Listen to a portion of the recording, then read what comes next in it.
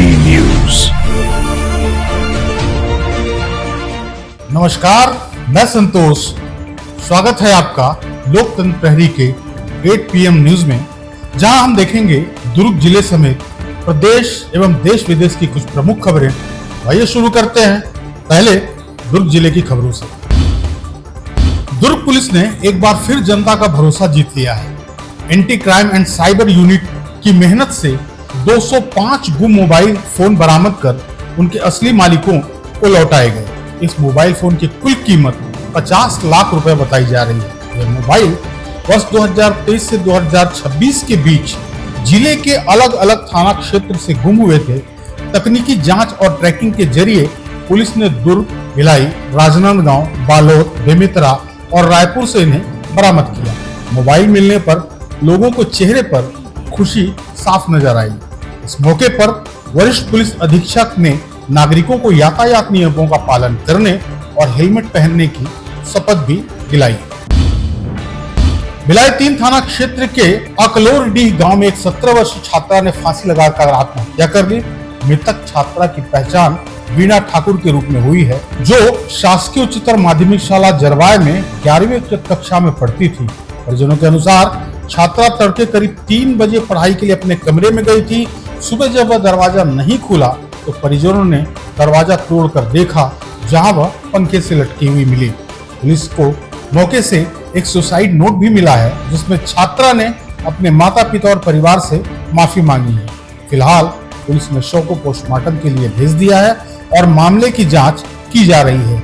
यदि आप या आपका कोई परिचित मानसिक तनाव से गुजर रहा है तो कृपया अपने परिवार, मित्रों या किसी विशेषज्ञ से मदद दें।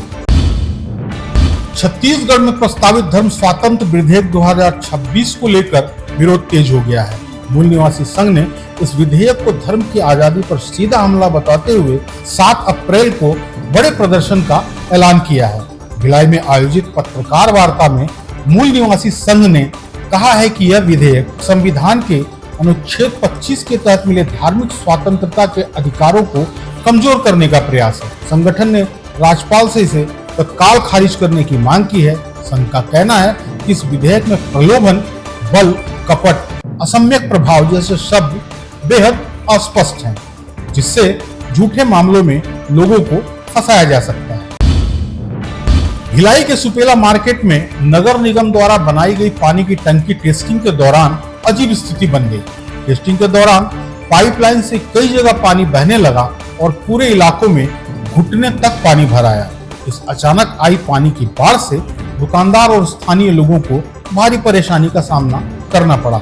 एक तरफ गर्मियों में पानी बचाने की अपील की जाती है, तो दूसरी तरफ टेस्टिंग के दौरान सैकड़ों लीटर पानी सड़कों पर बहता नजर आ रहा है। अब सवाल यह है कि जब नई टंकी की टेस्टिंग में ही ऐसी स्थिति सामने आई, तो गर्मियों में पानी की असली परीक्षा में नगर निगम की तैयारी कितनी कारगर साबित होती है। दुर्ग रायपुर रेल लाइन पर रविवार सुबह एक दर्दनाक हादसा हो गया। फरीदनगर डेरा बस्ती निवासी मोतीलाल जगत चलती लोकल ट्रेन से उतरते या चढ़ते समय फिसलकर ट्रेन पर से ट्रैक पर गिर गया। हादसे में ट्रेन उसके ऊपर से गुजर गई और उसके दोनों पैर बुरी तरह कट गए।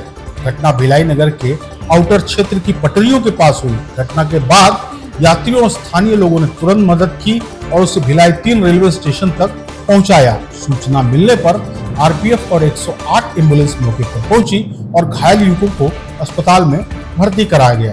डॉक्टरों के अनुसार युवक की हालत गंभीर लेकिन फिलहाल नियंत्रण में है। रेलवे प्रशासन ने यात्रियों से अपील की है कि चलती ट्रेन में चढ़ने या उतरने की कोशिश ना करें।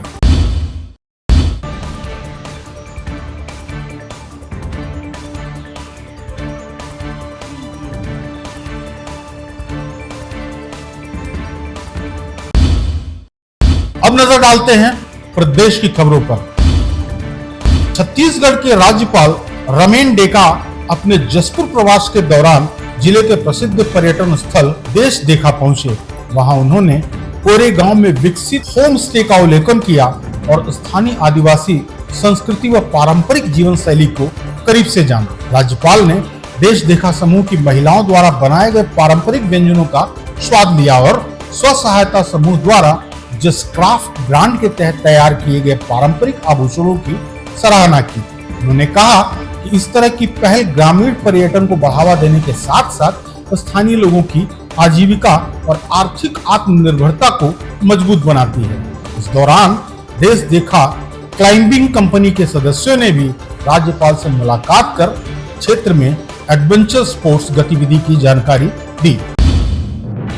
बिलासपुर के सरकंडा इलाके में शारदा गैस एजेंसी पर उपभोक्ताओं से अतिरिक्त पैसे वसूलने का आरोप लगा है। आरोप है कि बिना होम डिलीवरी के भी ग्राहक से डिलीवरी का चार्ज लिया जा रहा है।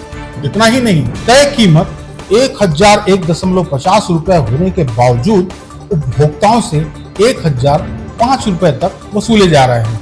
विरोध करने पर ग्राहकों को सिलेंडर न देने की धमकी भी दी जा रही है। मामला तब और बढ़ गया जब उपभोक्ताओं ने इसका विरोध किया और एजेंसी संचालक के साथ बहस हो गई। वहीं मीडिया के साथ भी एजेंसी संचालक के बेटे ने विवाद किया और कैमरा बंद करने की कोशिश की। अब इस पूरे मामले में प्रशासन की भूमिका पर सवाल उठ रहे हैं।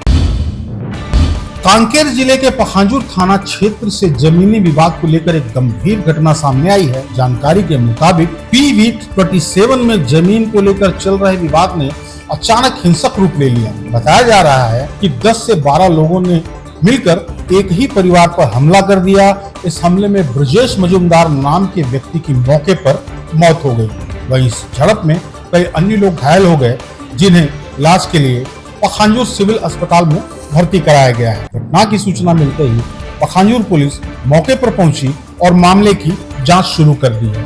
पुलिस ने पूरे मामले की जांच कर रही है। हमले में शामिल आरोपियों की तलाश जारी है। छत्तीसगढ़ के जसपुर जिले में दर्दनाक सड़क हादसे में एक युवक की मौत हो गई। यह हादसा पत्थलगांव थाना क्षेत्र के तमता डूमर बहार मुख्य मार्ग स्थित पंडरी पानी के पास हुआ, जहां तेज रफ्तार बाइक सड़क के किनारे खड़े पानी के टैंकर से जा टकराई। टक्कर इतनी जोरदार थी कि बाइक सीधे टैंकर के अंदर घुसी और बाइक सवार युवक की मौके पर ही मौत हो गई। घटना की सूचना मिलते ही पुलिस मौके पर पहुंची और शव को पोस्टमार्टम के लिए भेज दिया गया। फिलहाल पुलिस पूरे मामले की जांच कर रही है। छत्तीसगढ़ के सरगुजा जिले में एक 17 वर्षीय छात्रा की जलने से मौत हो गई। छात्रा शनिवार सुबह सड़क किनारे 95% जली हालत में मिली। उसे पहले सामुदायिक स्वास्थ्य केंद्र और फिर अंबिकापुर मेडिकल कॉलेज में भर्ती कराया गया। बाद में बेहतर इलाज के लिए रायपुर के मेकाहारा अस्पताल भेजा गया, जहां रविवार सुबह इलाज के दौरान उसकी मौत हो गई। बताया जा रहा है कि छात्रा का अपने बॉयफ्रेंड के साथ मोबाइल को लेकर विवाद हुआ था। पुलिस मामले की जांच कर रही है और बॉयफ्रेंड से पूछताछ कर रही है।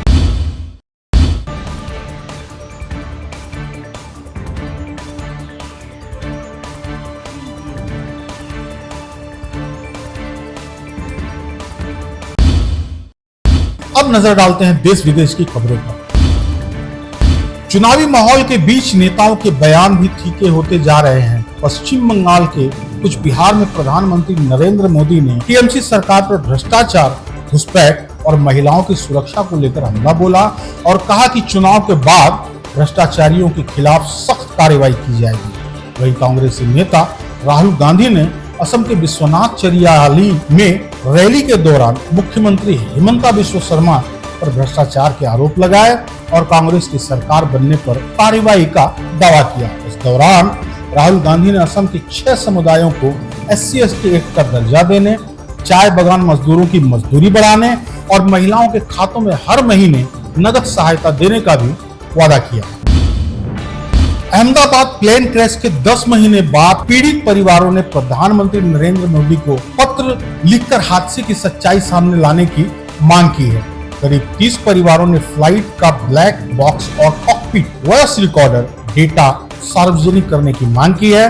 परिजनों का कहना है कि उन्हें मुआवजा नहीं चाहिए, बल्कि यह जानना है कि आखिर हादसा क्यों हुआ और क्या इसमें किसी तकनीकी खराबी की भूमिका थी। गौरतलब है कि 12 जून 2025 को अहमदाबाद से लंदन जा रही बोइंग 787 विमान के टेक ऑफ के तुरंत बाद मेडिकल कॉलेज हॉस्टल पर गिर गया था, जिससे 260 लोगों की मौत हो गई थी। पीड़ित परिवारों ने एयरलाइंस पर मदद में कमी का आरोप भी लगाया है। वहीं जांच एजेंसियों का कहना है कि मामले की जांच अभी जारी है। दिल्ली की यमुना नदी पर बना करीब 150 साल पुराना ऐतिहासिक लोहा पुल अब सेवा से बाहर हो गया है। इस पुल की जगह नया आधुनिक और पहले से ज्यादा ऊंचा लोहा पुल तैयार किया गया है, जिसे रेलवे नेटवर्क से जोड़ दिया गया है। नए पुल पर ट्रायल रन भी सफल रहा है। पुराना पुल 1866-67 में करीब 3500 टन रॉट आयरन से बनाया गया था और 1867 में पहली बार इस पर भाप इंजन ट्रेन चली थी। यह पुल दिल्ली को कोलकाता से जोड़ने वाली महत्वपूर्ण रेल कड़ी था। हालांकि समय के साथ इसकी संरचना कमजोर हो गई और बाढ़ के दौरान ट्रेनों का संचालन रोकना पड़ता था। नया पुल पुराने पुल से करीब 4.5 मीटर ऊंचा है, जिससे अब यमुना का जल स्तर बढ़ने पर भी ट्रेन संचालन प्रभावित नहीं होगा। ईरान और अमेरिका के बीच तनाव एक बार फिर बढ़ गया है। ईरान की सेना और इस्लामिक रेवोल्यूशनरी गार्ड कॉर्प्स ने दावा किया है कि उसने अमेरिका रेस्क्यू मिशन के दौरान 2C-130 ट्रांसपोर्ट विमान और 2 ब्लैक हॉक हेलीकॉप्टर मार गिराए। हालांकि अमेरिकी राष्ट्रपति डोनाल्ड ट्रंप ने कहा कि रेस्क्यू ऑपरेशन सफल रहा और पायलट को सुरक्षित बाहर निकाला गया है। वहीं द न्यूयॉर्क टाइम्स की रिपोर्ट के मुताबिक 2 ट्रांसपोर्ट विमान तकनीकी कारणों से वहीं फंस गए थे और बाद में अमेरिकी सेना ने उन्हें खुद ही उड़ा दिया ताकि उनकी तकनीक ईरान के हाथ न लगे। इसी बीच ईरान ने होर्मुज जलडमरू मध्य खोलने से अमेरिकी अल्टीमेटम को भी ठुकरा दिया है, जिससे दोनों देशों के बीच तनाव और बढ़ता जा रहा है। ब्राजील के रियो ग्रांडे डो सुल राज्य में एक बड़ा विमान हादसा हो गया। एक छोटा पाइपर मलिबू विमान लैंडिंग से ठीक पहले खंबे से टकराकर एक रेस्टोरेंट पर गिर गया, जिससे विमान में भीषण आग लग गई। इस हादसे में पायलट और 3 यात्रियों की मौत हो गई। मृतकों में एक दंपत्ति भी शामिल है। राहत की बात यह रही कि जिस समय विमान रेस्टोरेंट पर गिरा उस समय रेस्टोरेंट बंद था, जिससे जमीन पर किसी की जान नहीं गई। हादसे के बाद सिविल डिफेंस की टीम ने आसपास के लोगों को सुरक्षित बाहर निकाला और आग पर काबू पाया। राज्य के गवर्नर एडुआर्डो लेइटे ने कहा कि प्रशासन स्थिति पर लगातार नजर रखे हुए है।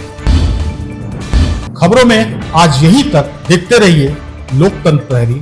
नमस्कार।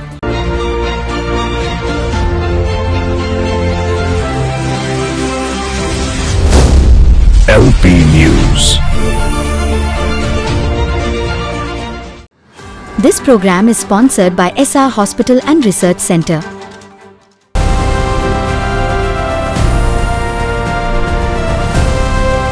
हर खबर पर नजर, सच, हिम्मत और जमीनी रिपोर्टिंग, देश, समाज और सत्य के लिए। LP न्यूज, आपकी आवाज।